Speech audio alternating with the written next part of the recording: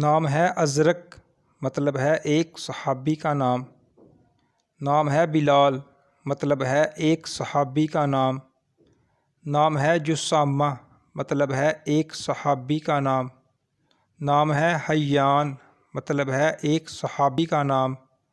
نام ہے ظفر، مطلب ہے ایک صحابی کا نام، بہادر بڑا سردار۔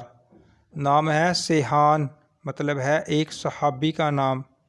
نام ہے عائش، مطلب ہے ایک صحابی کا نام، خوشحال۔ نام ہے فرات، مطلب ہے ایک صحابی کا نام، بہت میٹھا۔